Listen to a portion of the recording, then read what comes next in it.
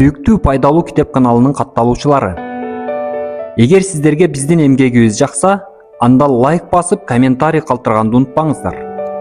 Сиздердин ар бир пикириңиздер биз үчүн маанилүү. Ошондой эле сиздер тараптан болгон ар бир реакция, комментарий болобу, лайк болобу, биздин кийинки дагы жакшы жумушту жасообузга дем күч берет. Урматтуу биздин жалпы угармандар, эгер сизге пайдалуу китеп каналындагы аудио китептер жаккан болсо, анда тааныштарыңыз менен бөлүшүп, жакындарыңызга жиберүүнү унутпаңыз. Бул китептер сиздин жана сиздин тааныштарыңыздын жашоосун жакшы жакка өзгөртөт деп терең ишенебиз. Биз менен болгонуңуздар үчүн ар бириңиздерге терең ыраазычылык билдиребиз. Сенде 6 аралашкан баары болгондон кийин эмнеге капаланасың? Бир даанышман адамдын башына мусибат түшөт. Ага жолдоштору көңүлүн көтөрүү үчүн алдына келишет. Даанышман жолдошторуна: "Мен 6 нерсени аралаштырып бул ооруга дары жасадым." Ал кандай дары экен деп сураганда даанышман: "Биринчиси Аллахка ишенүү. Экинчиси бардык нерсе тагдырга жазылгандай болооруна ишенүү. Үчүнчүсү сыноо келгендер үчүн сабырдуулуктан жакшы нерсе жок. Төртүнчүсү эгер сабыр кылбасам, эмнеге амал кылам? Анда өз жаныма жардам бербеген болом. Бешинчиси мындан да жаман нерсеге кабылып калбашым үчүн ыраазычылык билдирем. Алтынчысы алдыга убакыт өткөн сайын жеңилдик боло берет." Кыскача сөз, кантсе да Аллахтын ырайымынан үмүт үзбөгүлө. Анткени Аллахтын ырайымынан капыр болгон коом гана үмүт үзөт. 12:87. Раббисинин мээриминен адашкандардан башка ким үмүт үзмөк эле? 15:56. Акыйкатта ким жакшы иштерди жасаса, ага Аллахтын ырайымы жакын. 7:56. Балким силер жаман көргөн нерсе силер үчүн жакшыдыр. Балким силер жакшы көргөн нерсе силер үчүн жамандыр. Анткени Аллах билүүчү, силер билбейсиңер. 2:16. Аллах өз пенделерине мээримдүү. 42:19. Ырайым бардык нерсени камтыйт. 7:156. Кайгырба, чындыгында Аллах биз менен бирге. 9:40. Силер Раббиңерден жардам сураган учурда ал силерге жооп кылган, жардам берген. 8:9. Ал пенделерине үмүтсүз болуп калгандарынан кийин жамгыр жаадырып, өз ырайымын тараткан. Ал камкор, макталуучу. 42:28. Бизге үмүт жана коркуу менен да дуа кылышкан. Алар бизге моюн сунуп баш ийишкен. 21:90. Эң жакшы дос китеп. Бактылуу жашоонун себептеринен бир китеп окууга убакыт бөлүү. Китептен пайдаланып акыл эсти өрчүтүү. Китеп окуганда рахат берип илимиңди өрчүтөт. Тилиңди тууралап туура жолду көрсөтөт. Сөз байлыкты көбөйтүп, напсиңди да тойгузат. Көкүрөктү кенен кылып, баатырлыкты көрсөтөт. Тарыхтан да кабар берип, падышалар кандай болгондугун билдирет. Эч кимден укпаган белгилүүлөрдү таанытат. Китеп окууда чыгаша болбойт. Эң жакшы адеп ахлактуу адамдын алдында олтургандай болуп көп нерсени үйрөтөт жана жамандардан узак кылат. Китеп күндүзү жардам бергендей, кечинде да жардам берет. Үйүңдө жардам бергендей, сапарда да жардам берет. Чарчасаң ал чарчатпайт. Ал сен муктаж болгон эң илимдүү мугалим. Эгер бир сабакты калтырсаң, сенден ошол сабактын пайдасын өзүнөн өчүрүп койбойт. Аны таштап койсоң капа болбойт. Качан китепке кайрылсаң, жардамын аябай бере берет. Эч качан жаман жолдош болуп зыянын тийгизбейт. Бекерчилер убактысын бекер өткөргөндөн көрө китеп окушса, пайдасын көрмөк. Анткени алар китепте көптөгөн пайда бар экендигин билишпейт. Китеп окууда адамгерчилик, намустуулук, дин илимин, дүйнө илими, Кудайды таануу, алдыга өнүгүү бар. Китептин фазилети тууралуу айтылган сөздөр. Абу Убайда айтат: Муллаха балдарына айткан осуяттарынын бири ушул болгон: "О балдарым, базарга барсаңар кылыч жасагандан жана китеп саткандан башканын алдында турбагыла." Досторумдун бирөөсү айтып калды: "Шамдык аалымдан Гатфан уруусунун өзгөчөлүктөрү тууралуу окуп калдым." Азыркы заманда адамдардан адеп ахлак кетип, китептерде эле калыптыр. Хасан Аллулийдин мындай деп айтканын уктум: 40 жыл илим окудум. Жатсам да турсам да китеп колумнан түшкөн жок. Ибн Жухамдын сөзүндө уктабай турган убакта уйкум келсе, ашыкча уйкудан жаманы жок. Колума философиялык китептен алып окуйт элем. Ошондо сергип пайдасын көрүп, кээ бир жаман нерселерден көңүлүм чыгып кетчү. Китептердин эң улугу бул ыйык Куран. Китеп окуунун пайдалары. Birinchi, azgырууну, кайгы капаны кетирет. Экинчи, жаман жолго жүрүүдөн сактайт. Үчүнчү, бекерпоздордон узак кылат. Төртүнчү, сөз байлыкты көбөйтүп, тилди жакшы сөздөргө сүйлөтүүгө үйрөтөт. Бешинчи, акыл эсти өрчүтүп, нээни сергитет. Алтынчы, илимди өрчүтүп, түшүнүүнү көбөйтөт. Жетинчи, инсандардын тажрыйбасынан пайдаланып, илимдүү билимдүүлөрдөн көп нерсени үйрөтөт. Сегизинчи, жашоо турмушта ар түрдүү илимден жөндөмдүүлүк артып, аны пайдалана билет. Тогузунчу, ыймандуулук артат. Өзгөчө ислам китептерди окуганда ыймандуулук артат. Онунчу, акыл, жүрөк чартарап болуудан узак болуп, бейпилдикте болот. Убакытта бекер өтпөйт. 11. Бир сөздү, сабакты, сүйлөмдү жана ар кандай сырдуу, оор сөздөрдү түшүнө алат. Кыскача сөз. Абу Бакр разияллаху анху ооруп калып, алдына жолдоштору көргөнү келет. Сага доктор чакырайлыбы деп сурашат. Анда Абу Бакр доктор көрдү деп жооп берет. Жолдоштору эмне деп айтты дейт. Абу Бакр, сен сабырдуу экенсиң, каалаганыңды жасай бер деп айтты. Умар ибнул Хаттаб разияллаху анху айтат. Сабырдуулукта эң жакшы жашоо бар экендигин сездик. Дагы башка сөзүндө эң жакшы жашоо бул сабырдуулукта. Эгер сабырдуулук эркектерде болгондо, анда алар жоомарт болмок. Али ибн Абу Талиб разияллаху анху айтат. Денеге баштын ролу кандай болсо, ыйманда да сабырдын ролу ошондой болот. Эгер башты кесип салса, дене өлөт деп айткандан соң, Али разияллаху анху үнүн катуу көтөрүп, сабыры жоктун ыйманы жок. Хасан деген аалым сабыр тууралуу мындай дейт. Сабыр бул жакшылыктын, кайрымдуулуктун бир кени. Аллах аны жоомарт пенделерине гана берет. Умар ибн Абдулазиздин сөзүндө, Аллах пендесине берген неаматты кайра алса, ордуна сабыр берет.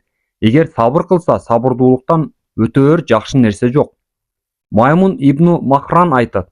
Бардык иштин арты сабырдуулук менен бүткөндөн башка жакшы нерсе жок. Сулайман ибн Касим айткан экен. Бардык амалдардын сообу билинет. Бир гана сабырдын сообун Аллахтан башка эч ким билбейт. Аллах Таала Куранда мындай деген. Чындыгында сабыр кылуучуларга соопторду эсепсиз, өлчөөсүз берилет. 39. Капаланба, анткени дагы башка дүйнө, башка жашоо бар.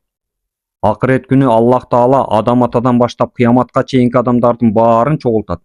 Бул нерсе сенин көңүлүңдү тынчтандырып, Аллахтын адилеттүүлүгүн билдирет. Анткени бул дүйнөдө кимдин мал дүйнөсү жоголсо, ошол күнү табат. Ким бул дүйнөдө бирөөдөн кордук көрсө, ошол күнү кайтарылат. Ким күнөө жасаса, ошол күнү азабын тартат. Немец философу Кант деген айткан. Бул дүйнөнүн жашоо театры али бүтө элек, анын экинчи бөлүгү да болот. Анткени бул дүйнөдө кордук көрсөткөндү, кордук көргөндү көрүп жатабыз. Адилеттүүлүктү али көрө элекпиз. Жеңгенди, жеңилгенди көрүп жатабыз. Өч алууну али көрө элекпиз. Ошондуктан баарын адилеттүүлүк менен бүтүрүү үчүн башка аалам болот. Шейх Али Тантавийдин бул тууралуу айткан сөзү, бул немец философунун акырет жана кыямат күнү акыйкат экендигин мойнуна алгандыгы. Ал күндө акыретте адилетсиздик болбойт. Акыйкатта Аллах тез эсеп алуучу. 47. Ар түрлүү айтылган сөздөр жана кээ бир коомдордун турмушундагы тажрыйбалары. Роберт Луис Стефенсондун жазган сөзү. Ар бир инсан бир күндө канчалык оор болсо да ишин аткара алат. Ар бир инсан күн батканча бактылуу болуп жашай алат. Мына ушуну жашоо деп айтат. Бирөөсү айткан экен.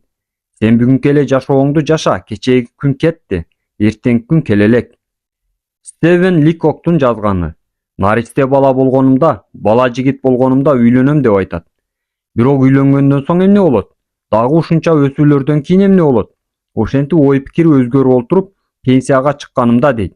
Анан эле артын кылчайып караса өмүр өтүп кеткен. Алтындай болгон убактысын пайдаланган эмес. Ошентип биз жылдар өтүп кеткенден соң түшүнөт экенбиз. Ар бир саат, ар бир мүнөт, ушул күн да ганимет, эң керектүү экен. Ошондой эле эртең күнөөмө тобо кылам дегендер да ушинтип өкүнүп калат. Илгери аалымдардын бирөөсү ушул тууралуу силер анан кийин деген сөздөн сактангыла деп айтмакчымын. Бул сөз канчаларды жакшы сооптуу иштерден койгон, канчаларды оңолуудан токтоткон дейт. Аларды жөн кой, жеп ичип, пайдаланып, биз дүйнөдө түбөлүк калабыз деген жалган кыялдарына алданып жүрө беришсин. Кийин тез эле билип алышат. 15.3. Француз философу Мунтин өз турмушу тууралуу айткан сөзү. Мен турмушум эч ырайымдуулукту билбеген бактысыз жашоо менен толтура болду. Буга менин айтарым, булар канчалык акылдуу, билимдүү болушса да, эмне максатта жаралгандарын билишкен жок. Пайгамбарыбыздын саллаллаху алейхи вассалам көрсөткөн туура жолун жолдошкон жок. Аллах кимге нур, ыйман бербесе, ал ар кандай нурдан куржалак кылат. Капырлар исламга, Куранга кайрылбаса эч качан чындыкты көрө албайт. 24:40. Биз ага жакшы менен жаман жолду тааныттык. Эми ал же шүгүр, ибадат кылуучу болот, же капыр болот. 76:3. Гансинин сөзүндө жакшылап ойлон, анткени бул күн экинчи келбейт деп айткан. Менин айтарым, мындан да жакшы жана кереметтүүрөөк. Пайгамбарыбыз саллаллаху алейхи вассалам бул хадисти намаз окуганыңда акыркы намазым деп оку. Ким бул күнүм акыркы күнүм деп билген болсо, анда дайыма тообосун жаңылап турат эле жана жакшы салих амалдарды жасамак. Раббисине көбүрөөк ибадат кылып, пайгамбарыбыздын саллаллаху алейхи вассалам сүннөттөрүн көбүрөөк аткармак. Индиялык белгилүү артист Калидаса ушинтип жазган экен.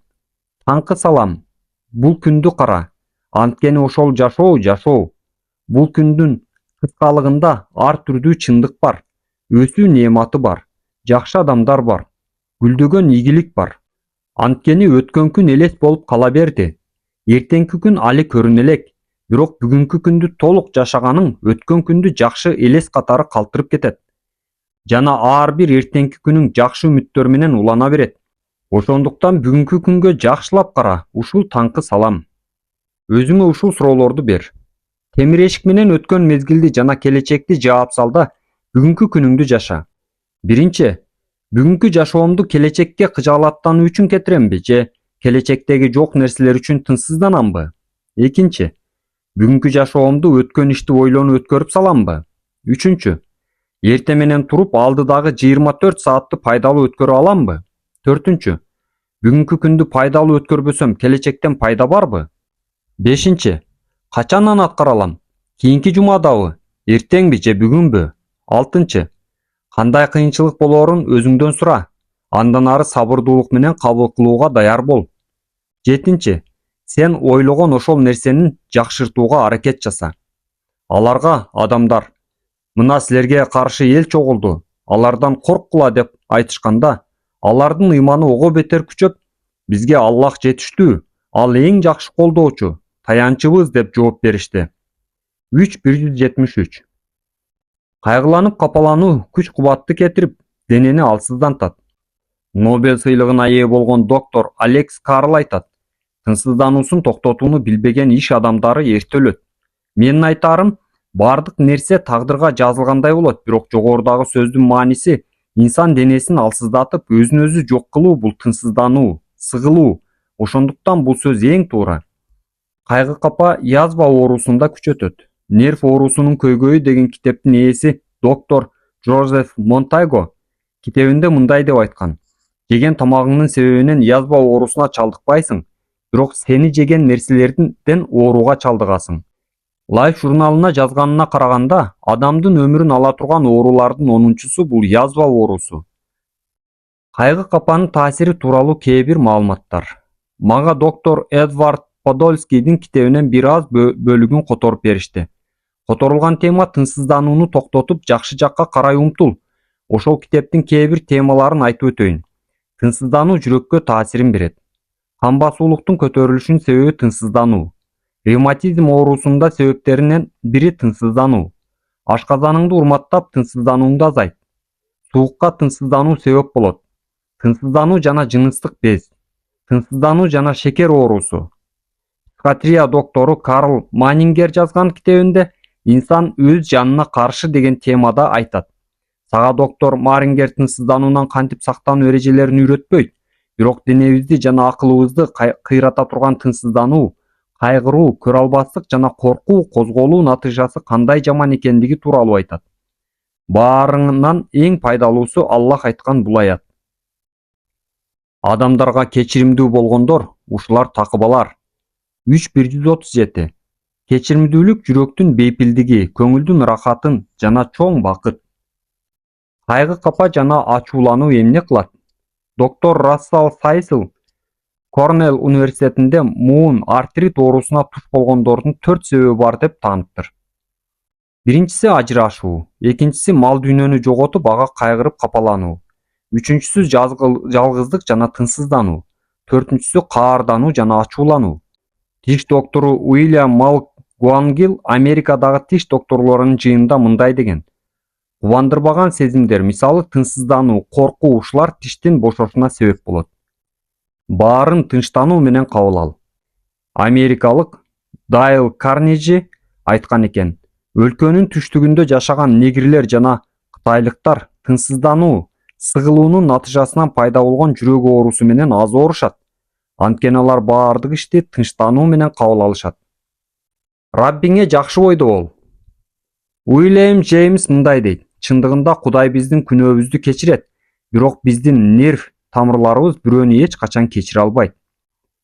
Ибну ал-Вазирдин Авасим уал Кавасим деген китебинде айтылат: Аллах Тааланын ырайымынан үмүткөр болуу пендени келечекке карай жакшы үмүттөнүүсүнө жол ачат.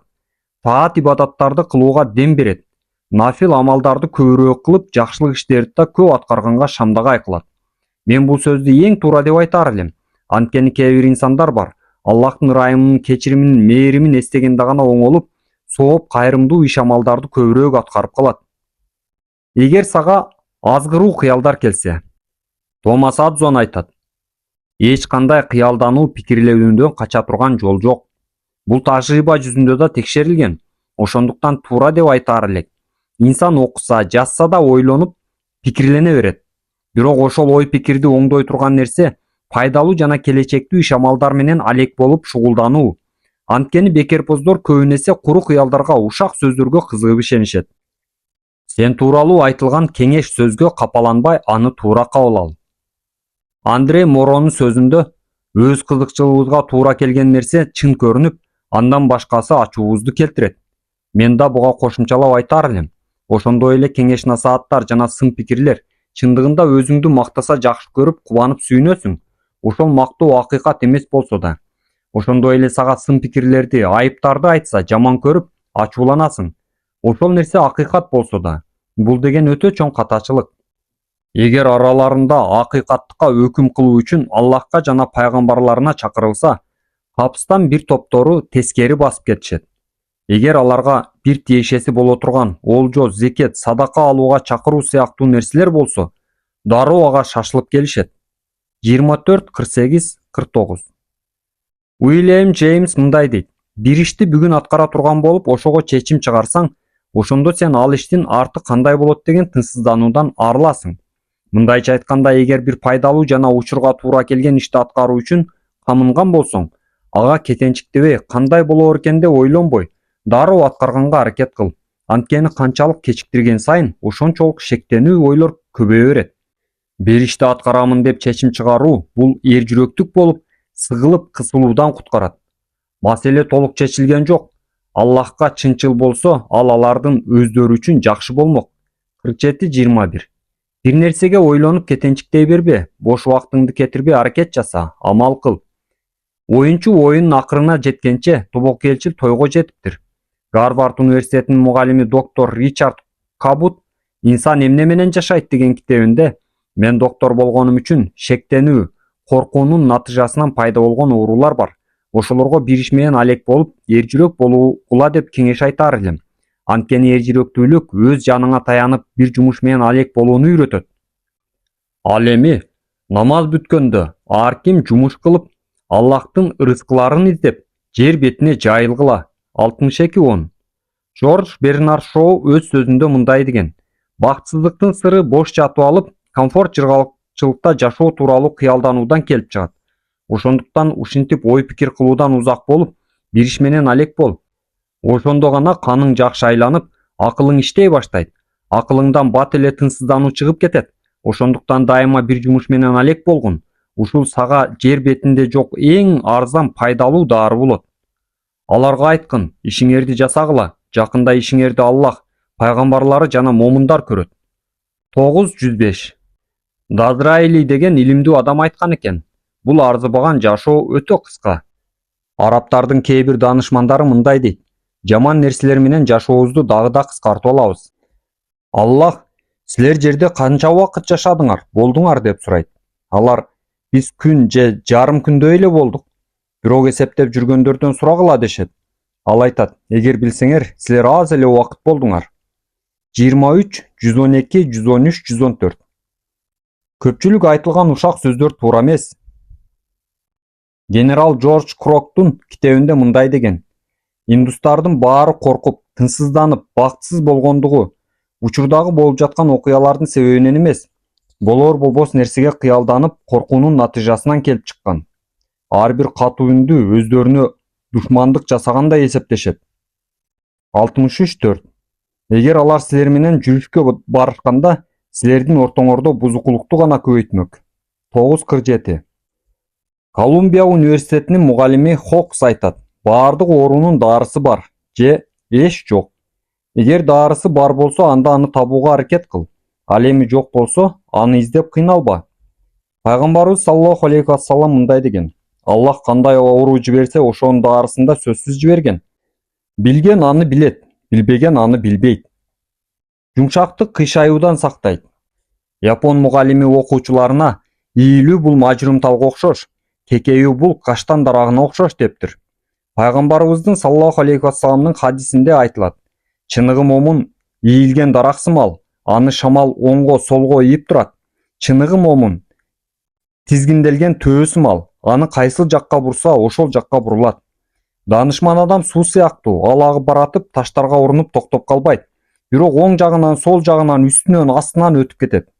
Мал дүйнө, ден соолук жана башка ушул сыяктуу нерселер силерден кеткен себептүү капаланбагыла. 57-23. Бактылуулукту өзүңдөн жана ичиңден изде. Айланаңдан, тышкаркылардан издебе. Англиялык Милтон деген айткан экен: акыл өз ордунда туруп, өзү жалгыз бейишти тозок, тозокту бейиш кыла алат. Жашоо капаланууга лайыктуу эмес. Халифа Хишам ибн Абдумаллик айтыптыр: бактылуу жашаган күнүмдү карап көрсөм, 13 күн бактылуу жашаптырмын. Хишамдын атасы Халифа Абдумаллик халифалыкты албай эле койбоптурмун деп өкүнгөн экен. Халифа Харун ар-Рашиддин жанына шейх ибн Самак кирип калат. Ошондо Харун суусап, жанындагыларга ичүүгө суу алып келүүсүн буйруйт. Ибн Самак халифа Харунга карап: эгер сага ушул суу тыюу салынса, сен падышалыгыңдын жарымын берип болсо да алмак белең деп сураганда, Харун ооба деп жооп берет. Харун суу ичкенден соң Ибн Самак кайрадан: эгер ушул ичкен сууну сенин денеңдин чыгуусуна тыюу салган болсо, сыртка чыгаруу үчүн падышалыгыңдын жарымын болсо да берет белең деп сураганда, Харун ооба деп жооп берет. Ошондо Ибн Самак Харунга: бир ичим сууга татыбаган падышалыктын эмне жакшылыгы бар деп айткан экен. Мал дүйнө болуп, бирок ыйман жок болсо, анда ал байлыктын эч кандай кадыр-баркы да, мааниси да жок. Амерсон өз жаныңа таян деген макаласында айтат: саясатташтырып айтылган кызмат акы көтөрүлөт, оорудан айыгасың же бактылуу күндөр келет деген сөздөргө ишенбе. Себеби бирөө тараптан келген мындай убадалар эч качан сага бейпыл жашоону алып келбейт. Өзүң гана бейпыл жашоону алып келе аласың. Философ драматург Абиктивитостун сөзүндө денебиздеги шишик жана башка ооруларды айыктыруудан алдын акылыбыздагы туура эмес ой-пикирлерди айыктыралы деп эскертет. Акыйда ишенимди ден соолуктан да мурда оңдоо керектигин эскертип, Аллах Таала Куранда айтат: алардын жүрөгүндө шектенүү, эки жүздүүлүк сыяктуу оору бар. Ошол себептен Аллах ооруларын дагы күбөйттү жана жалган сүйлөгөндөрү себептүү алар үчүн жан ооруткан азап бар. 2-10. Анан качан гана алар акыйкаттан бурулуп кеткенде, Аллах дагы алардын жүрөгүн акыйкатты кабыл алуудан буруп койду. 61-5. Кыскача сөз: капаланба, анткени капалануу өткөндү эскертип кайгыртат, келечекти эстетип коркутат жана бүгүнкү күнүңдү жок кылат. Капаланба, анткени капалануу жүрөктү кысат, маанайды чөктүрөт, ички дүйнөнү алсыздантып, үмүтсүз кылат. Капаланба, анткени капалануу душманды кубантат, досту ачуулантат, көрө албастын окумун кандырат жана чындыкты сага башкача кылып көрсөтөт. Капаланба, анткени капалануу тагдыр менен талашып тартышуу, качып кутулгус нерсеге ызалануу, инсандык сапаттан чыгып берилген неамат жакшылыкка наразы болуу. Капаланба, анткени капалануу жоголгонду таппайт, кеткенди кайтарбайт, өлгөндү тирилтпейт, тагдырды өзгөртпөйт жана эч пайда келтирбейт. Капаланба, анткени шайтандын иши кайгы капага батыруу. Капалануу үмүтсүздүк, кедейлик жана ар дайым үмүтсүз болууну алып келет. Биз сенин көкүрөгүңдү ачпадыкпы? Жана сенин үстүңдөгү оор жүктү алып салбадыкпы?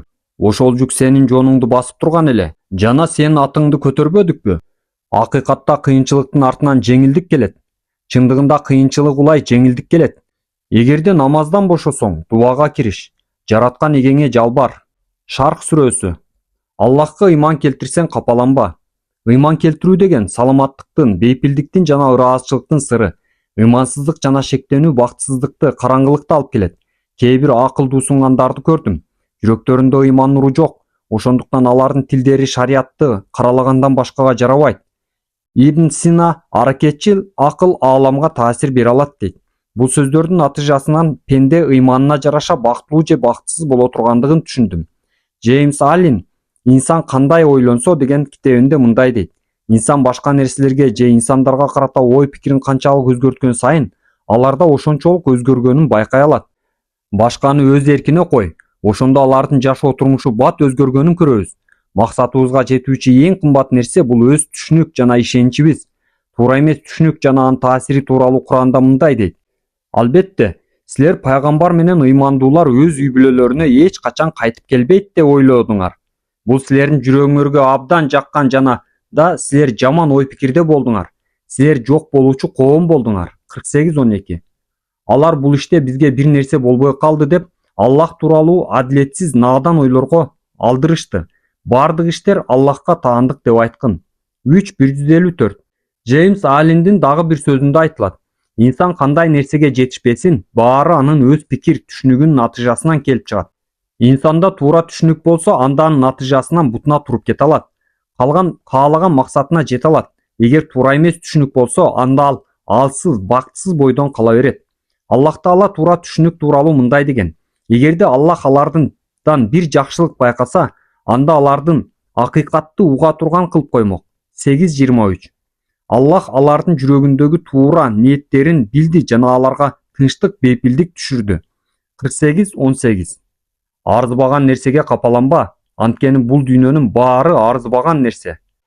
Салих, такыба инсандардын бирөөсүн жырткыч арстандардын алдына салып бериштир. Бирок Аллах Таала аны арстандан куткарыптыр. Ошондо ал салих адамдан эмне жөнүндө ойлондуң эле деп сурап калышат. Анда ал менин ойлонгонум арстандын шилекейи тазабы же нажаспы? Аалымдар бул тууралуу эмне деп айтышкан деп жооп берген экен. Кудай Таала сахабаларды да өз максаттарына жараша айырмалаган. Силердин алдыңардан бул дүйнөнү каалоочулар жана акыретти каалоочулар да бар. 3:152. Ибнул Каййимдин сөзүндө мындай деп айтылат. Инсандын кадыр баркы анын кызыкчылыгына жараша болот жана ал эмнени каалайт. Даанышмандардын бирөөсү айткан экен. Инсан эмнеге кызыкканын мага айтып берсең, мен ал инсандын кандай экенин айтып берем. Кайык деңизде баратып оодарылып кетет. Анын ичиндеги бир кул сууга түшүп кетип, сууда ал колун, бетин жууп, оозун чайкап даарат ала баштайт. Анан деңиз аны сүрүп сыртка чыгарып салат. Ошентип ал тирүү калат. Адамдар андан эмнеге андай кылдың деп сурашат. Ал өлөрүмдөн алдың даарат алып, даарат менен өлөйүн дедим деп жооп берет. Белгилүү имам Ахмад ибн Ханбал өлүм төшөгүндө жатып калат. Ал бул дүйнөдөн кош айтышып жаткан акыркы демдеринде мен даарат алдыргыла, сакалымдын астына да суу жеткиргиле деп ишарат берип даарат алыптыр. Ошондуктан Аллах аларга дүйнө жакшылыгын берип, акырет жакшылыгынын эң көркөмүнө бөлөдү. Аллах жакшылык кылуучуларды сүйөт. 3:148. Кечиримдүүлүк жана кечиримдүүлүк. Эгерде сен кол алышып кечирсең, анда дүйнө жана акырет шарапатына жетесиң. Ким кечирсе жана жарашса, анын соогун Аллах берет. 42:40. Шекспирдин душманыңа көп от жага бербе, себеби ага өзүң түшүп калышың мүмкүн деп айткан сөзү бар. Салим ибн Абдумаллик деген аалымга бирөө сен жаман инсан экенсиң десе, Салим ага менин кандай экенимди сенден башка эч ким билген жок деп жооп бериптир. Бир америкалык акындын сөзүндө таяк же таш менин сөөгүмдү сындырып жибериши мүмкүн, бирок сөз мени эч нерсе кыла албайт. Амр ибн Аласкага бир киши сөзсүз сени менен урушканга убакыт табам десе, Амр ына эми бир иш менен алек болосуң деп жооп берген. Генерал Айзенхауэр мындай деген: биз жактырбаган адамдар тууралуу ойлонбоо үчүн дуба кылдык. Чиркей пальма дарагына бекем бол, мен азыр сени таштап учуп кетем деп айтып калат. Анда пальма дарагы чиркейге: Аллахка ант, сен мага конгонуңда эч нерсени сезгеним жок. Эгер менден учуп кетсең, кантип сезме келем дейт. Аллах Таала мындай дейт: алар пайдасыз, гыйбат, ушак сөздүн жанынан өтсө, ага аралашпай урмат сыйын сактап өтөт. 25:72. Надандар аларга тил тийгизсе да тынчтык болсун деп коюшат. 25:63. Конфуций айткан экен: каардуу инсандын дайыма уусу толтура болот. Пайгамбарыбыздын саллаллаху алейхи вассалам хадисинде ушундайча айтылат: ачууланба, ачууланба, ачууланба. Дагы башка хадисинде ачуулануу дозок отунун бир муштум чогу. Шайтан 3 нерседен пендени жеңет: ачууланганда, напси күчөгөндө жана бейкапар болуп калганда. Аалам ушундай болуп жаралган. Рим императорлугунун атактуу башкаруучуларынын бири Маркус Уилиус күндөрдүн биринде бүгүн мен көп сүйлөгөн адамдарды, менменсинген жана өз жанын жакшы көргөн адамдарды кабыл кылам. Бирок ага мен таң калбаймын. Анткени бул аалам андай инсандарсыз кызыктуу эмес деген. Аристотель: үлгүлүү адам башкаларга пайда келтирсе кубанат, ал эми башкалар ага жардам көрсөтсө уялат. Анткени башкага жакшылык кылуу бул ийгиликтин белгиси. Бирок башкадан жардам көрүү бул ийгиликсиздиктин белгиси дейт. Пайгамбарыбыздын саллаллаху алейхи вассалам хадисинде мындайча айтылат: берген кол алган колдон жакшы. Жетиштүү. Матростордун бири кырсыкка учурап, океандын ортосунда 21 күн туруп калат. Аны куткарышкандан соң адамдар: ушунча күндүн ичинде сага эң чоң кандай сабак болду деп сурашат. Матрос: мен бул тажрыйбадан алган сабагым, эгер сенде бир тоюм суу менен бир тоюм тамагың болсо, ошол жетиштүү болот. Ошого сүйүнүп, эч наразы болбостон жашай бер деп жооп берген экен. Турмушту жакшы түшүнгөн инсандардын бири: бул жашоо бир тоюм тамак менен суу, андан ашыкчасы ашыкча деп айткан экен. Джонатан Суифт бул турмуш тууралуу мындай деген: дүйнөдөгү эң жакшы дары бул режим сактоо, бейпилдик жана шайыр шаттуулук. Эгер жашооң тынч жана шаңдуу болуп, аз тамак жесең да, ошол тамак сага эң жакшы жана эң пайдалуу дары болот. Менин айтаарым, семирүү бул өнөкөт оору, соргоктук жана суктук зээнди кетирет. Ал эми бейпилдик жүрөктүн жана жандын рахаты, шайыр шаңдуулук эң жакшы пайдалуу азык. Өзүңдү бил. Доктор Джеймс Гордон Галилки мындай дейт: башканы дууроо проблемасы адам баласынын жашоо турмушу сыңары эзелтеден эле келаткан нерсе. Ошондой эле башканы туурабоо да өзүңө байланыштуу. Ошондуктан бул нерсе көптөгөн кыйынчылыктардын башы болуп келет. Акылман инсандардын бирөөсү: сен жаралышыңдан өзгөчө башкача болуп жаралгансың. Сага эч ким окшобойт. Анткени жаратуучу Кудай Таала баарын бири-биринен айырмалуу кылып жараткан. Бул тууралуу Куранда мындай дейт: албетте, силердин аракетиңер ар башка. 92:4. Энжела Патри баланы даярдоо туурасында 13 китеп жана көптөгөн макалаларды жазган. Ошол макалалардын биринде айтат: бактысыз адам башканын баскан турганын, жүрүм-турумун, ой-пикирин дуураган адам. Аллах Куранда мындай деп айткан: Аллах асмандан суу түшүрдү. Жылгалардан ошол суу өзүнүн көлөмүнө карап акты. 13:17. Ар биринин өзүнчө сапаты, таланты, жөндөмдүүлүгү жана күч-кудурети бар. Эч ким эч кимге окшобойт. Ошондуктан сен да өз жөндөмдүүлүгүңө жараша иш-амал кылуу үчүн жаратылгансың. Эл арасында айтылгандай, күчүңө карап ошого жараша аракет кыл. Амерсон өз жаныңа таян деген макаласында айтат: ушундай бир убак келет, адам баласынын илими өрчүп, ишеними артат. Көрө албастык бул караңгылык экендигин түшүнөт. Башканы дууроо бул өз жанын кыйоо экендигин түшүнөт. Кандай абал болбосун, ар ким өзүнүн кандай экендигин билип калат. Анткени ар бир инсандын өзүндөгү өзгөчөлүгү башка экенин билет. Бул аалам канчалык жакшы нерселерге толбосун, адам баласы ичиндеги болгон жөндөмдүүлүгүн, талантын, өзгөчөлүгүн жана кудуретин өзү тажрыйба менен иш жүзүнө ашырып көргөндө гана билип байкай алат. Аларга айткын: ишиңерди жасагыла. Жакында ишиңерди Аллах, пайгамбары жана момундар көрөт. 9:105. Башыңа түшкөн кээ бир кыйынчылыктар балким пайдадыр. Уильям Джеймс мындай деп айткан экен: кыйналып отурганыбыз ойго келбеген ийгиликтерге жетүүгө жардам берет.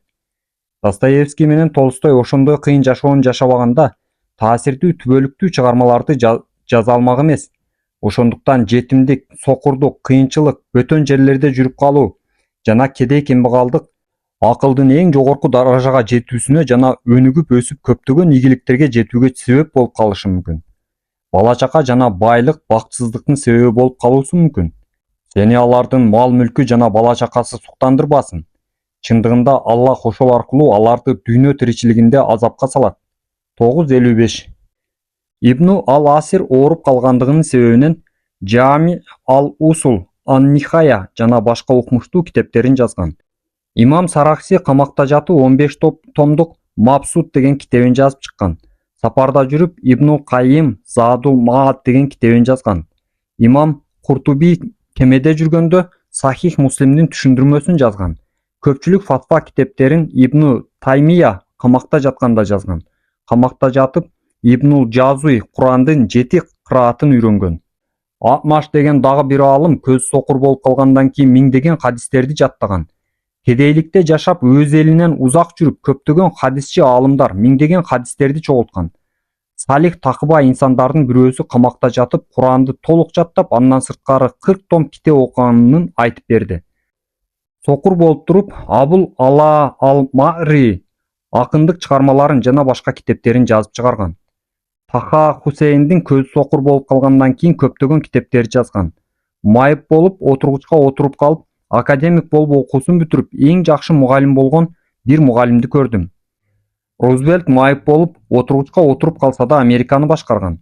Медина шаарынын эң чоң хадисчи аалымы Ал-Арраждын бир буту чолок болгон. Китептеринин эң көбүн Az-Замахшари буту санынан кесилгенден кийин жазган. Канчалаган көрүнүктүү инсандар бийликтен кеткенден кийин бийликте отургандан да көбүрөөк пайдалуу илимдерди, түз көз караштарды элге жеткирген. Франсис Байкон айткан экен, философия илимин аз билүү инсанды динсиздикке алып келүү ыктымалы бар. Ал эми философия илимин терең билүү инсандын акылын динге жакындатат. Аларды акылдуу инсандар гана түшүнөт. 29:43. Чындыгында пенделеримдин билимдүүлөрү Аллахтан коркушат. 35:28. Ал эми билимдүүлөр менен ыйман келтиргендер, чындыгында Аллахтын алдындагы тириле турган күнгө чейин турдуңар. 30:56. Айт, мен силерге бир гана нерсени бирден, экиден болуп Аллахка түз, эч нерсени шерик кылбай турууңарды, андан кийин жакшылап пикир кылууңарды насаат кыламын. Силердин жолдошуңарда эч кандай жиндиликтин белгилери жок. 34:46. Доктор Эйпрейл айтат, чыныгы момун эч психикалык оору менен оорубайт. Албетте ыймандууларга жана салих жакшы амал кылгандарга мээримдүү Аллах жакшы көрүү сезимин тартуулайт. 19:96. Эркек болобу же аялбы ыйманга келип, андан кийин салих жакшы амалдарды жасаса, биз аны бул дүйнөдө таза, пакиза, жакшы жашатабыз. 16:97. Албетте Аллах ыйман келтиргендерди туура жолго багыштоочу. 22:54. Ыйман бул эң чоң дары. Белгилүү психолог докторлордун бири Карл Джейк жаңы инсан руханият жөнүндө издейт деген китебинде жазат. Өткөнкү 30 жыл ичинде мага бүткүл ааламдан кеңеш сураганы көптөгөн адамдар келишти. Ошондо мен жүздөгөн ооруларды айыктырдым. Алардын көпчүлүгү өмүрүнүн жарымынан өтүп калган эле. Башкача айтканда 35 жаштан жогору. Алардын арасынан эч кимиси дин жагын карап, ошол проблемасын дин менен чечип, жеңилденип алуу жагын караган эмес. Мен муну мынтип айтаар элем. Алардын баары ооруду. Анткени диндин ыймандууларга берген нерсесин алар жоготкон болчу. Ошондуктан аларга чыныгы ыйман орнотмоюнча айыга алышкан эмес. Аллах Таала Куранда мындай дейт: Ал эми ким менин зикиримден, дин эрежелерин баяндаган китебимден жүз бурса, ага тар, оор жашоо бар. 20:124. Ыймансыздардын жүрөгүнө Аллах өз китептеринде кабарлаган шериктерди кошкондугу үчүн коркунуч салабыз. 3:151. Кабат-кабат караңгылыктар. Эгер колун чыгарса да аны көрө албайт. Аллах кимге нур ыйман бербесе, ал ар кандай нурдан куржалак. 24:40. Аргасыз муктаждыктардын убадасына Аллах жооп берет. Индиянын падышасы буддист Махатма Ганди өз ичиндеги руханиятынан чыккан намазын окуп, Кудайга жалбарганда акылынан адашып калмак. Бул тууралуу өзү эгер намазымды окубаганымда качан эле жинди болуп калмакмын дейт. Булго Ганди мусулман эмес, туура эмес жолдо, бирок бир жолду карманат. Эгер алар кемеге минишсе жана катуу добул болуп кеме чайкалып баштаса, Аллахтын жалгыз өзүнө түздөн түз ыклас менен дуа ибадат кылышат. Ал эми Аллах аларды апааттан куткарып, жээкке чыгарып койсо, кайрадан ширк кыла башташат. 29:65. Же болбосо зарыкка муктаждардын дубасына ким жооп берет? 27-62.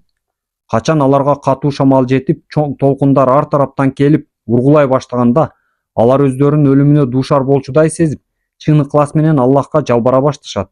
10-22. Ислам аалымдарынын, тарыхчылардын, акындардын өмүр таржымалын карап көрдүм. Бирок эч кимисинин тынчсыздануу, кайгыруу жана руханий оору менен ооругандыгын таппадым. Анткени алар дин жолунда жүргөндүктөн бейпил жашоодо жашашып, ар кандай чатышкандык, татаалдыктардан узак болушкан. Ыйман келтирип, жакшы иштерди жасап, Мухаммедке Раббиси тарабынан чындык менен түшүрүлгөнгө ыйман келтиргендердин Аллах жамандыктарын, күнөөлөрүн жоюп, акыбалын оңдойт. 47-2. Пайгамбарыбыз саллаллаху алейхи вассалам ушундай дуа кылчу: Аллахым, мен сенден бул күндүн жакшылыгын, берекесин, жардамын, нурун жана хидият туура жолун сураймын. Аллах Таала Куранда мындай дейт: О ыйман келтиргендер, сактык чараларын көргүлө. 4-71. Билгин, ыйман бул сенин эң күчтүү күч энергияң, эң чоң казынаң жана турмуш жолуңдагы азыгың, чөлдөгү жана сапарыңдагы сууң. Алардын сөздөрү: О Раббибиз, күнөөлөрүбүздү, ишибиздеги ысырапкорчулугубузду кечиргин, биздин кадамдарыбызды бекем кылып, каапыр коомго каршы жардам бер дешти. Ошондуктан Аллах аларга дүйнө жакшылыгын берип, акырет жакшылыгынын эң көркөмүнө бөлөдү. 3-147-148. Канааттан, тынчтан. Силердин мал дүйнөңөр да, перзент урпактарыңар да силерди бизге жакындаштыра албайт. Ал эми кимде-ким ыйман келтирип, салих амал кылган болсо, алардын амалдарына кошумча сыйлыктар берилет жана башка бейиштеги бийик даражалуу орундарда тынчтык, бейпилдикте болушат. 34-37. Дайл Карнежи айтат: тынчсыздануу оорусу Америкада биринчи орунда турарын далилдешкен. Акыркы дүйнөлүк согушта америкалык жоокерлерибизден 100 миңдейи каза болгон. Ал эми ошол эле убакыттын ичинде Америкада жүрөк оорусунан 2 миллиондой жаран каза болгон. Булардын ичинен 1 миллиону тынчсыздануунун себебинен жүрөк оорусуна чалдыгып каза болгон. Ооба, жүрөк оорусу оорулардын ичинен эң оору болуп эсептелинет. Доктор Алексис Карл мындай деген: тынчсызданууну кантип жок кылууну билбеген иш адамдары эрте өлөт. Ал эми ажал качан жазылса, ошол убакта инсан бул дүйнөдөн кош айтышып кете берет. Эч бир жан Аллахтын уруксаты менен Лавхул Махфузада жазылган жана белгиленген мөөнөтү ажалы келмейинче өлбөйт. 3-145. Кытайлар жана Америкадагы негрлер жүрөк оорусуна аз чалдыгат экен. Анткени бул коомдун адат салты кандай нерсе болбосун, ошону жеңилдик менен көңүлүнө албай кабыл кылат экен. Жүрөк оорусуна чалдыгып өлгөн врачтар ошол эле ооруга чалдыгып өлгөн дыйкандарга караганда 20 эсе көп экен. Врачтар инсандарды куткаруу үчүн эмне деген кыйынчылыктарды көрөт. Бейтапты даарылаган врачтын өзү оорукчан болгону өкүнүчтүү. Башка түшкөнгө ыраазы болсоң, кайгыны кетирет. Пайгамбарыбыздын саллаллаху алейхи вассалам баласы Ибрахим чарчап калганда каза болгондо, Пайгамбарыбыз саллаллаху алейхи вассалам ушундай деген: Биз Раббибиз ыраазы болгон нерсени гана айтабыз. Сенин мойнуңда чоң тапшырма турат. Ал тапшырма башыңа бир кайгы же кыйынчылык түшсө, өзүңдүн эле амандыгың үчүн ошол нерсеге моюн сунуу. Анткени ушундай кылуу менен сен көптөгөн жамандыктардан кутуласың. Териңди сыйрып таштасаң да, кийимиңди чечип салсаң да, тагдырга моюн сунуудан башка айла жок. Эмерсондун Колдон келүү деген китебинде айтылат: кыйынчылыктан, түйшүк машакаттан узак болуп, жыргалчылыкта, бейпилдикте жыргап куунап жашоо бул бакытты жаратат же улуу инсандарды чыгарат деген пикир кайдан келди? Мунун тескериси туура болот. Буга тарых өзү күбө. Тарыхта башкарууну ар түрдүү адамдар колго алган. Кедейи, байы, орточосу, жаманы, жакшысы арасында кээ бири бар. Ак менен караны айырмалай билет. Ал эми кээ бири айырмалай албайт. Ошолордун ичинен башынан көптөгөн кыйынчылыктарды өткөрүп, баарына сабыр кылып, алдыга эң кыйындары сурулуп чыгат. Пайгамбарыбыз саллаллаху алейхи вассаламдын алгачкы пайгамбарлык доорунда исламды алдыга көтөрүп чыккандардын баары кедей кембагалдардан жана кулдардан эле. Ал эми ага каршы чыккандардын көпчүлүгү бай манаптар жана падышалар болгон. Аларга аяттарыбыз ачык айкын окулган кезде капырлар момундарга эки топтун кайсынысын орду боюнча жакшы жана тобу жагынан көркөм дешет. 19-73. Алар биздин мал-мүлк жана бала бакырабыз көп. Биз жазага тартылбайбыз дешти. 34-35. Биздин арабыздан Аллах ушуларга жакшылык кылдыбы деп айтуулары үчүн алардын бири-бирин биз ушинтип сынайбыз. Аллах шүгүр кылуучуларды көбүрөөк билет. 6:53. Капыр болгон бай адамдардын ыймандуулар жөнүндө. Эгер ислам жакшы болсо, алар ага бизден озуп кирбейт болчу дешет. 46:11. Антара деген акын ыр сабында мындай деген экен. Күн болсом да боорукер мээримдүүмүн, кара болсом да көңүлүм ак адилеттүүмүн. Күндөр айланып турат. Имам Ахмад ибн Ханбал Бакия ибн Махлаттын ооруп калганын угуп көргөнү барып, ага мындай дейт: "О Бакия, сага Аллахтын сообу болот. Анткени инсан бир күн соо болсо, бир күн оору болот." Мунун мааниси инсан ден соолугу жакшы болуп жүргөн кезде кайраттуу болуп, үмүттүү каалоо сезими артат. Ал эми катуу ооруган кезде көңүлү караңгылашып, үмүтү алсыздап, маанайы чөгөт. Имам Ахмадтын сөзү бул аяттан алынган. Эгер биз инсанга ырыскыларыбыздын даамын таттырып, кийин аны алып койсок, бизден үмүтсүз жана шүгүрсүз болуп калат. Ал эми башына түшкөн оор күндөрдүн артынан көп неаматтарыбыздын даамын таттырсак, оор күндөр өттү, келбейт деп манчыркап, бирөөнүн назарына илбей калат. Ал эми машакаттуу күндөрдө сабырдуу болуп, салих жакшы амалдарды кылган адамдар андай эмес. Аларга Аллахтын кечирими жана чоң сооптор бар. 11:9-10-11. Хафиз ибн Касир бул аятты мындай деп түшүндүрөт. Аллах Таала бул жерде инсандагы болгон жаман сыпатты, пейилди айтып жатат. Бир гана чыныгы сабырдуу момун мусулмандар андай эмес. Инсан канчалык неамат жакшылыктарды көрүп, андан кийин ага бир кыйынчылык түшкөн болсо, мурунку болгон жакшылыктар көзүнө көрүнбөй калып, жакшылыктан үмүтүн үзгөнгө чейин барат. Инсанга бир машакаттан кийин жакшылык келет. Оор күндөр өттү, келбейт деп манчыркап, бирөөнүн назарына илбей калат. Ал эми салих такыба инсандар андай эмес. Ал эми машакаттуу күндөрдө сабырдуу болуп, салих жакшы амалдарды кылган адамдар андай эмес. Аларга Аллахтын кечирими жана чоң сооптор бар. Жер кыдыргыла.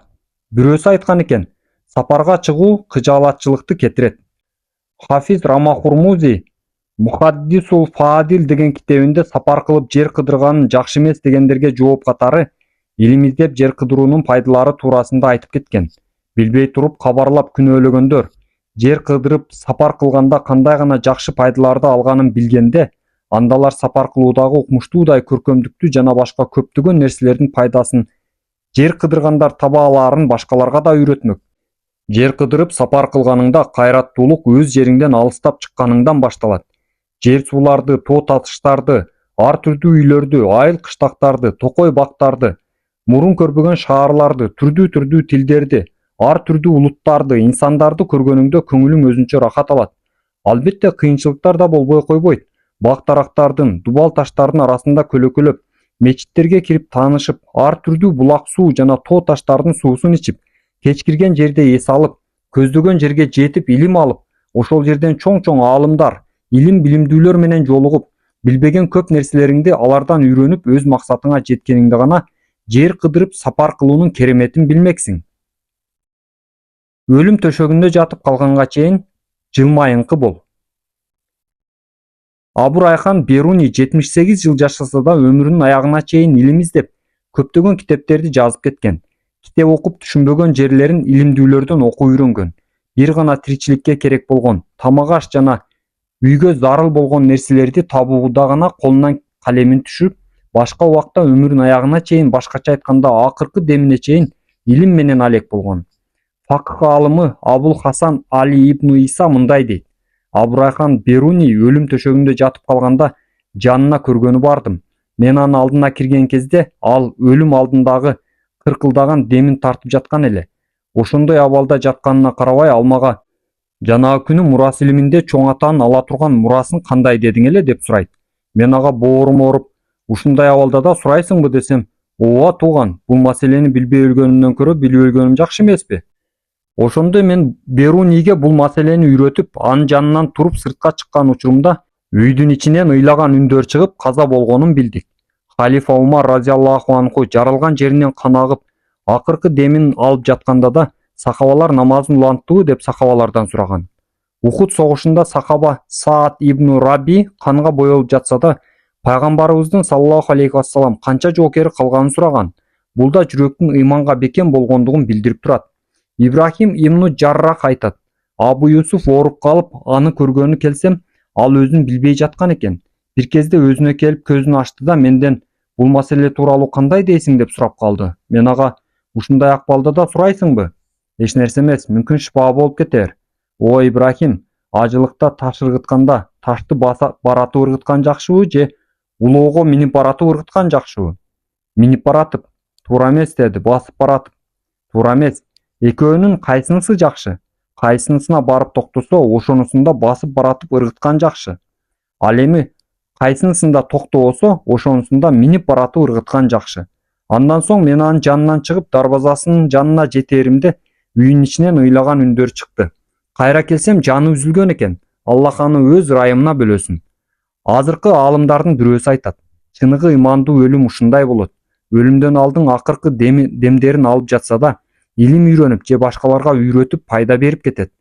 Чын жүрөктөн илимди жакшы көрүп, ой пикири да, көңүлү да илим менен алек болсо, жана жашоосунун акыркы саатына чейин илим жөнүндө эскерген адамдар кандай жакшы адамдар. Өлүм төшөгүндө жатып бала бакырасын, тууган уругун, мал дүйнөсүн эскерген жок, а бирок илим жөнүндө эскерди. Аллах Таала буларды өз мээримине бөлөсүн. Ошон үчүн мындай инсандар эң чоң аалым, илимдүүлөрдөн болушту. Кыйынчылыктын сырлары. Египеттик тарыхчы, адабиятчы Ахмад ибн Юсуф "Сыйлык жана жакшы бүтүү" деген китебинде мындай деп жазат: "Инсан караңгыны кетирип жарык келерин билгендей эле, кыйынчылыкты кетирип жеңилдик келерин билет. Бирок бул кырсык келген учурда табигатта анын алдында алсыз болот. Эгер алдын алып руханияттын даарылабаса, оору ого бетер күчөп, кырсык келген учурда дем кубат бере турган жактарын карабаса, башына түшкөн нерсе анын түбүнө жетээрин айтпаса да маалым." Ушул эле теманын башка бөлүгүндө башына чоң сыноолор келип, ага сабыр кылгандардын аягы жакшылык менен бүтөт. Анткени ал дайыма сабырдуу болуп, Кудай Тааланын алдында да адептүү жана жакшы ой пикирде болот. Башка түшкөн сыноо жакшылык менен бүтөөрүн эскерт. Китептин соңунда Ахмад ибн Юсуф Бузур Жамхардын сөзүн мынтип айткан: "Жакшылык болоордон алдын кыйынчылыктын келүүсү, курсак ачаардан алдын тамакты даяр кылган сыяктуу. Тамакты даяр кылып, аны жегенде өзүнчө бир рахаттанат." Афлатондун сөзүндө жыргал жашоого караганда кыйынчылык инсанды оңдойт, ал эми жыргал жашоо инсанды кыйынчылыкка караганда бузат. Башка бир сөзүндө мындай деп айтат: "Сага кыйынчылыкты алып келген ар бир досуңа жакшы көңүл бур. Ал эми сага жыргал жашоону белек кылган досуңа көңүл бурбай эле кой." Дагы башка сөзүндө мындай деген: "Жыргал жашоо караңгы түнгө окшош. Анда эмне кылаарыңды ойлонбойсуң. Ал эми кыйынчылык күндүзгү жарыкка окшош. Анда өзүңдү да башканын да кандай болуп жатканын көрүп турасың." Аздашир айткан экен: "Эң кыйын абалда аны көтөрө билүү кичине жана чоң эки күчтүн негизинде болот. Кичинеси жүрөктүн ыйманга бекемдүүлүгү, чоңу баары Аллахтан болот деп билүү. Бир инсандын жаратканга болгон ой пикиринде сабырдуу болсо, анда анын башына түшкөн кыйынчылык өзүнүн гана жакшылыгына экенин билет. Соңунда жеңиш аныкы болуп, Аллах Таала ал инсанга дагы да көптөгөн жакшылык сыйлыктарды бере берет. Ал эми жаратканга болгон ой пикири сабырсыз болсо, анда анын акыбалы ого бетер оордошуп, коркуусу ого бетер күчөй берет. Пенде үмүтсүз калган убакта Кудай Таала тараптан келе турган бир күч бар. Аны каалаган пендесине берет. Ошол күч пендесине келгенде, Кудай Таала кыйынчылыктарды жеңилдетүүчү деген жакшы үмүттө, ишеничте болуп, Кудай Таала бизге жетиштүү жана ал эң жакшы таянычыбыз деп алдыга күчтүү кадамдарды жасай баштайт. Танухидин "Кыйынчылыктан кийин жеңилдиктин келүүсү" деген китебин окуп, пайдалуу 3 жыйынтык чыгардым. Биринчиси, караңгы түндүн артынан жарык келгендей, кырсык кыйынчылыктардын артынан жеңилдиктин келүүсү жашоо турмушта болуп келген табигый нерсе. Анан эч жакка качууга болбойт. Экинчиси, жакшы көргөн нерсеге караганда кээ бир жаман көрүп, каалабаган нерсенин келүүсү пенденин динине жана турмушуна пайдалуураак. Үчүнчүсү, жакшылык пайданы алып келип, жамандыктан тосуучу Аллах. Билгин, сенин башыңа келген нерсени туура эмес болду деп ойлобо. Ошонун сага келгени туура. Ал эми сага келбеген нерсенин келгенде жакшы болоор беле деп ойлобо. Ошонун сага келбегени туура. Дүйнө бул жек көрүндү. Белгилүү аалым Ибнул Мубарак айтат: "Ади ибн Зейдтин ырсаптары мага падыша Тахир ибн Хусейндин хан сарайынан да жакшыраак. Ал ырдын мааниси ушундайча: кыйынчылык түнтүшсө башкаларга, күлөсүңго шылдыңдап жаман карап, күндөр сага кепилдик берди беле, мусибаттан кырсыктан аман калат. Эч ким сага кепилдик бербеген соң, эмне үчүн бирөөгө табан канат? Пайгамбарыбыз саллаллаху алейхи вассалам хадисинде мындай дейт: бул дүйнөнүн баркы Аллахтын алдында чиркейдин канатынчалык болгондо, анда бир да капырга уурттам суу бермек эмес. Аллахтын алдында бул дүйнө чиркейдин канатынчалыкта кадыр баркы жок. Анда эмне үчүн бул дүйнөдөн коркуп, аны топтоого чуркайбыз? Бактылуулук бул өзүңө, келечегиңе, үй бүлөңө жана турмушуңа болгон бейпилдикти түзүү. Мунун баары Аллахка ыйман келтирип, анын тагдырына баш ийип жана Алла ыраазы болуп, баарына каниет кылуу жана сабырдуу болууда. Ыйман кадыры. Акыйкатта Аллах силерди туура жолго баштап, ыйман бергендиги силер үчүн чоң нерсе.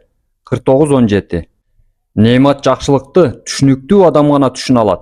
Мусулман адам капырдын абалын көрүп, туура жолдо, ислам жолунда жүргөндүгү үчүн Аллахка ыраазы болуп шүгүр айтат. Чындыгында Аллах Таала сенин ошол капырга окшоп динбезер, Аллахтын аяттарын, ысым сыпаттарын тана албай турган, жараткандын берген жакшылыктарын көрбөй, пайгамбарларын жалганга чыгарган жана Аллахтын буйруктарына моюн сунбаган капырлардан кылбады. Андан соң чыныгы момун мусулман болгонуңду, жалгыз Аллахтын өзүнө сыйынганыңды, Аллахка жана анын пайгамбарларына, акырет күнүнө ыйман келтиргениңди, азыр көптүр буйруган нерселерди аткарып жатканыңды эске алгын. Ушул нерселердин баары акча менен бааланбайт. Мал дүйнөгө сатылбаган эч теңдеши жок неемат, жакшылык. Момун, пакиза адамдар бузук, күнөөкөр адамга окшойбу? Жок, тең болбойт. 32:18. Тафсирчи аалымдардын кээ бири айтат: бейишке киргендер тозокко киргендерди карап, бул жалган дүйнөдө Аллахтын берген ошол неемат жакшылыктар үчүн Раббисине шүгүр кылып, ыраазы болушат. Исламды билсең капаланба. Исламды билбей, хидаят туура жолдо жүрбөгөндөр кандай бактысыз. Ислам бул чыныгы үмүт дааватчыларга жана аны кармана билген инсандарга муктаж. Анткени ислам дини бул эң чоң акыйкат дин. Ага үгүттөөдө билимдүүлүк, адеп ахлактуулук жана жагымдуу болууга тийиш. Анткени адамзаттын бактылуулугу бир гана ушул динде жатат. Кимде ким исламдан башканы дин катары тутунса, анын дини Аллахтын алдында кабыл кылынбайт. Белгилүү мусулман үгүтчүлөрүнүн бири Германиянын Мюнхен шаарына барып жашап калат. Шаарга кире бериш жагында чоң реклама тактайына "Сен Йокохаманын кечиримин билбейсиң" деген жазуу бар экен. Аны көргөн жанагы мусулман ал тактайдын жанына башка чоң реклама тактайды орноштуруп, "Сен исламды билбейсиң" деп жазып, астына "Эгер көбүрөөк билүүнү кааласаңыз, ушул номерге чалыңыз" деп жазып коет.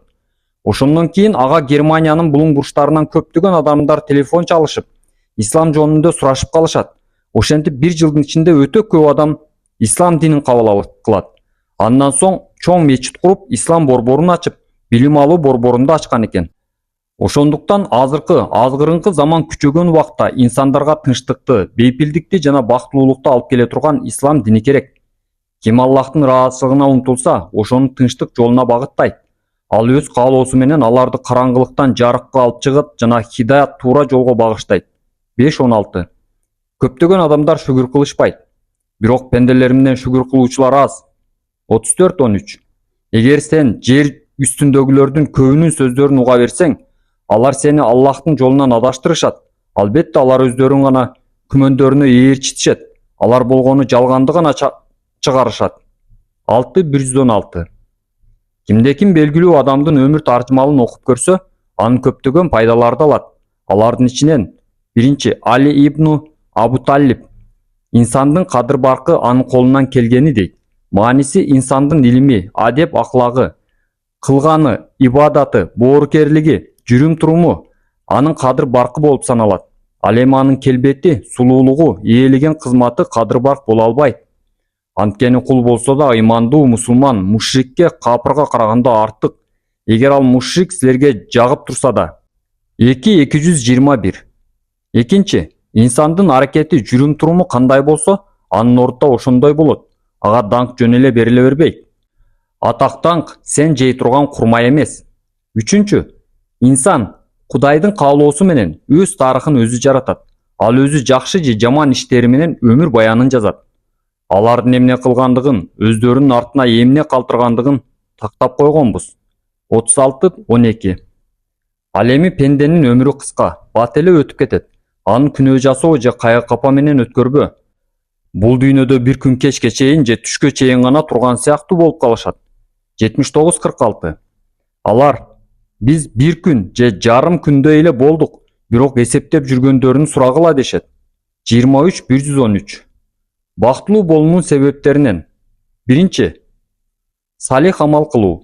Эркек болобу же аялбы ыйманга келип, андан кийин салих жакшы амалдарды жасаса, биз аны бул дүйнөдө таза, пакиза, жакшы жашатабыз. 16-97. Экинчи, салих такыба аял. О Рабби, бизге жубайларыбыздан жана урпактарыбыздан көзүбүзгө кубаныч тартуула. 25-74. Үчүнчү, кенен үй. Пайгамбарыбыздын саллаллаху алейхи вассалам бир хадисинде айтылат: Аллахым үйүмдү мага кенен кыл. Төртүнчү, адал эмгек. Пайгамбарыбыз саллаллаху алейхи вассалам ушундай деген: чындыгында Аллах таза, баардык кемчиликтерден аруу, ошондуктан бир гана адалды кабыл кылат. Бешинчи, адептүүлүк жана инсандар менен жакшы мамиледе болуу. Ал Аллах мени кайда барсам да берекеттүү кылды. 19-31. Алтынчы, карызы жок болуу жана ысырапкерчилик кылбоо. Алар сарп кылганда ысырап кылышпайт жана сараңдык да кылышпайт. 25-67. Колдоруңду желкеңе байлап алба, өтө сараң болбо. Аны жетишинче ачып да салба, ысырап кылып кедей да болуп калба. 17-29. Бактылуулуктун негиздери. Ыраазы болгон жүрөк, Аллахты эстеген тил, сабырдуу дене.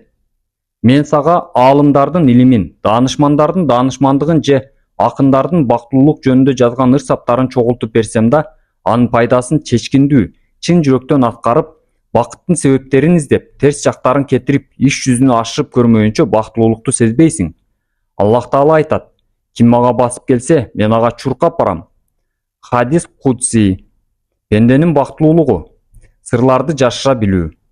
Bir бедуинге бирөө бир сырды жашыруу үчүн 10 динар берет да, аманат бул сырды эч кимге айтпагын дейт. Арадан бир кынча убакыт өткөндөн кийин бул бедуин чыдабай сыр айткан кишиге барып, сырды ичинде сактай албай жаткандыгын кабар айтып, 10 динарыңды кайтарып берейин, бул сырды мындан артык сактай албайм, ачып салайын деп айткан экен.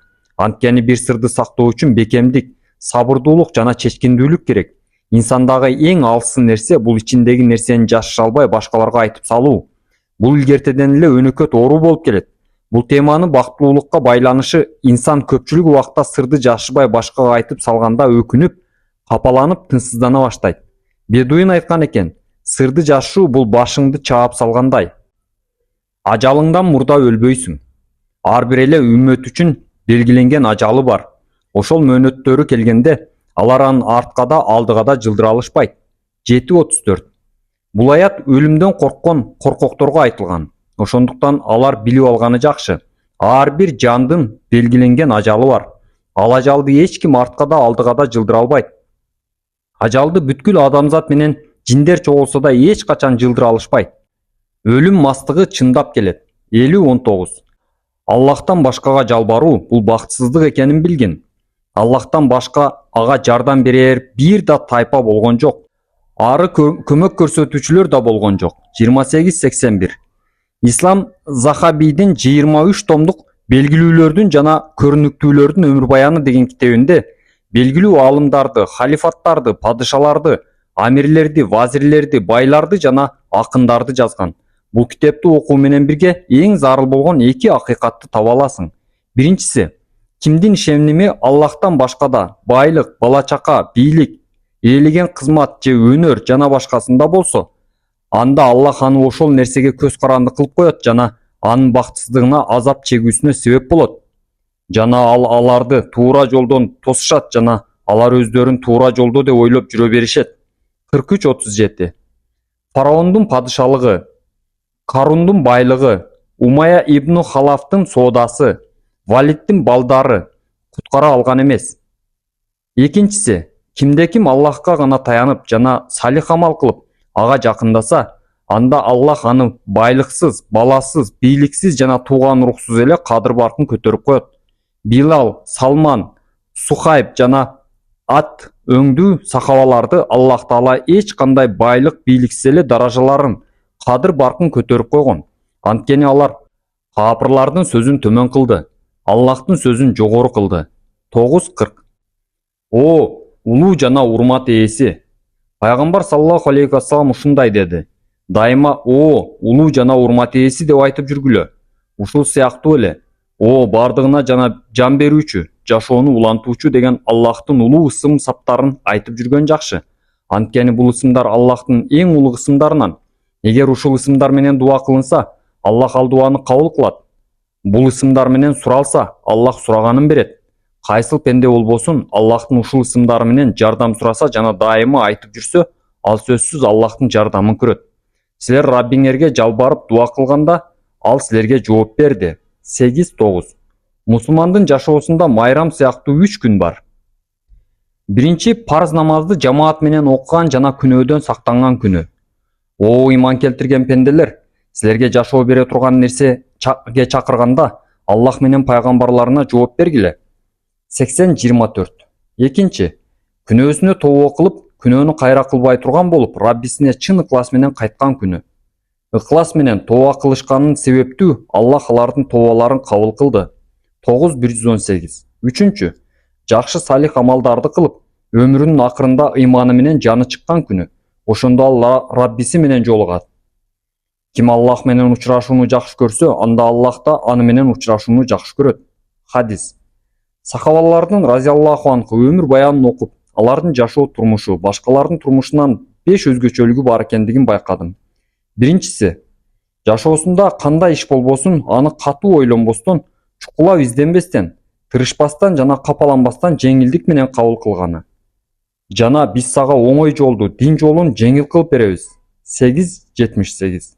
Экинчиси, илимдүү билимдүү болушкан жана ошол эле илимине амал кылышкан. Эч нерсени ашыкча кылган эмес, ашыкча сөздөрдү сүйлөшүп же бир ишти татаалдаштырган эмес. Аллахтан аалым, илимдүү адамдар көбүрөөк коркушат. 35:28. Үчүнчүсү, дене амалына караганда жүрөк амалдары көп болгон. Аларда ыкластуулук, тобокелдик, сүйүү, кызыгуу, коркуу жана такыбалык сезими өтө бийик болгон. Нафил намаздарды, орозолорду аткарууда өтө тырышчаак болушкан. Аллах алардын жүрөгүндөгү негизги ниеттерин билди. 48:18. Төртүнчүсү, байлык, жыргалчылыкка болгон кызыгуу деген нерселер аз болгон жана байлыкты көп топтошкон эмес. Жашоо оюн күлкүдөн узак болгондуктан тынч, бактылуу, бейпил жана бейкут жашашкан. Ким момун болуп, акыретти каалап, ал үчүн аракеттенсе, мына ошолор акыреттерине сыйлык алышат. Бешинчиси, башка амалдарга караганда Аллах жолуна чыгуу үгүттөө көбүрөөк болгон. Аллах жолуна чыгуу менен алар көптөгөн кыйынчылыктарын, кайгы капаларын жеңилдете алышкан. Анткени Аллах жолуна чыгууда көптөгөн зикирлер, амалдар, кыйынчылыктар болот. Аллах жолуна чыккан адам эң бактылуу, көкүрөгү кенен жана көңүлү куунак болот. Биз үчүн умтулуп аракеттенгендерди биз туура жолдо алып барабыз. Акыйкатта Аллах жакшылык кылуучулар менен бирге. 29:69. Ыйык Куранда чындык жана акыйкат тууралуу айтылган аяттар бар. Ошол аяттардын кээ бирин пенде бактылуу болуп, көңүлү жай алуусу үчүн айтып өтмөкчүбүз. Ким Аллахка жардам берсе, Аллах ага жардам берет. Эгер силер Аллахка жардам берсеңер, Аллах да силерге жардам берет жана силердин кадамыңарды бекем кылат. 47:7. Ким Аллахтан сураса, ал жооп берет. Мага дуа кылгыла, мен силерге жооп берем. 40:60. Ким Аллахка истигфар айтып кечирим сураса, Аллах аны кечирет. О Раббим, чындыгында мен өзүмө жамандык кылып алдым. Мени кечире көр деди. Ошондуктан Аллах аны кечирди. 28:16. Ким Аллахка тообо кылса, Аллах тообосун кабыл кылат. Ал өз пенделеринин тообосун кабыл алат. 42:25. Ким Аллахка тобокел кылса, Аллах ага жетиштүү болот.